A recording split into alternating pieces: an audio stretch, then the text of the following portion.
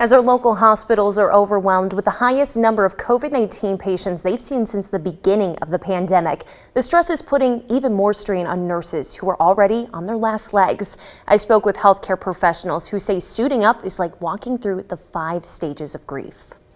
Denial. Whoever thought we would be here? Anger. This is just too hard. It's too much work. I've never seen it this bad in my entire career. Bargaining. If we're not here, who else is going to do this work? Depression. People are doing everything they can, but it's not enough. Acceptance. We've really come to terms now with what changes have stayed consistent and what is ever changing. The 5 stages of grief becoming an all too common feeling amongst nurses and doctors as they continue to fight COVID-19. I say that you go through those cycles probably 20 times in a shift.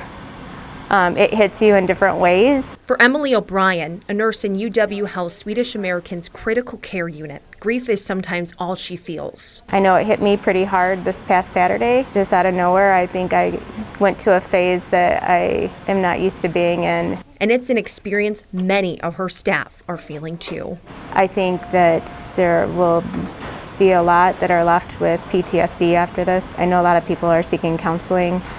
We've lost a lot of nurses. According to Dr. James Cole, the health system has seen a 30% increase in need, but a reduction in staffing, setting the system up to operate in crisis mode. We have people quitting because they just can't do this anymore. They're tired of all these sick patients with COVID. They're burned out. Some truly have PTSD because of COVID, and it's led to a massive staffing crisis. I've never felt angry ever in my career. I love what I do, but it's hard to see patients keep coming in knowing that they need so much help, and there's so few of us left here to do that work for them, that we're doing the best that we can, but it's still not good enough. That's one of the hardest things to accept, and that's not going to change anytime soon. It's a similar story across town at Mercy Health. I tell my nurses all the time, if it wasn't for you guys, I wouldn't stay, because, honestly, I don't think the grass is any greener anywhere else. While the grief may be overwhelming, all the professionals we spoke to say they push forward out of a duty to their patients and community. Ultimately, we got into nursing to take care of patients, and that's what we're here to do. So the fact that it could be my family next, or my friends or my neighbors that get sick, God, I would sure hope that there's nurses still here to help take care of them. So do your part to lighten the load.